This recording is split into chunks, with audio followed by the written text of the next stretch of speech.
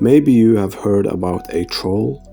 No, not that kind of troll, but a real troll from Norway, from the mountains of Norway. So I found this photo and it kind of spoke to me. Draw me. Please draw me. So I accepted the challenge and now we are drawing a troll. Step 1. Draw the face and body. I usually draw in shapes to make it easier and I don't worry too much about perfection.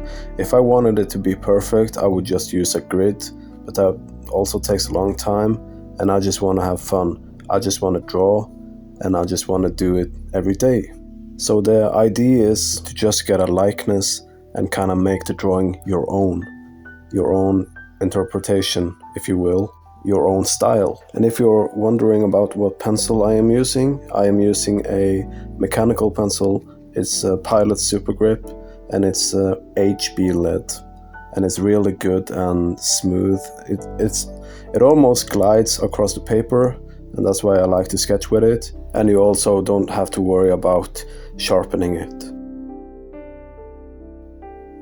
And remember to clean up with an eraser after.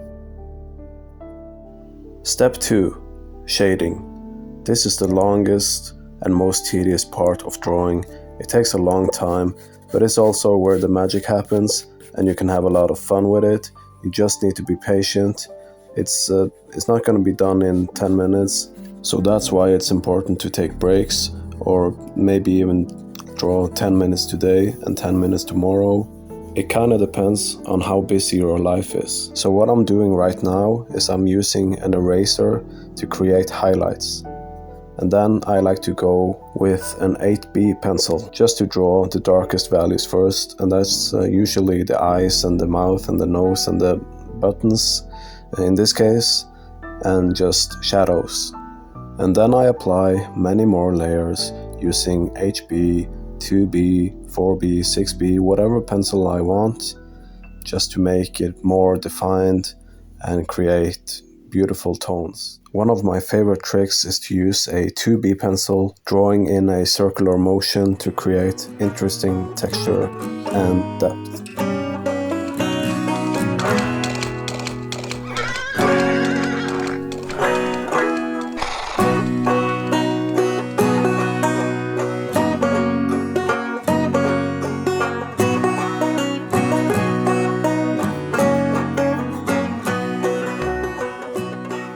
Step 3.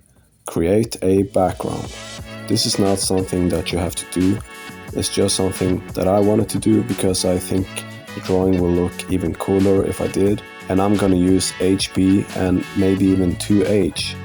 Then I'm gonna blend it in with a cotton pad and a blending stump.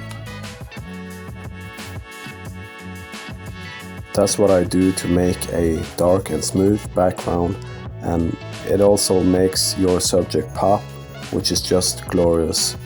And this process will take a lot less time if you have graphite or charcoal powder, and you can even make your own powder and just smear it across the whole paper.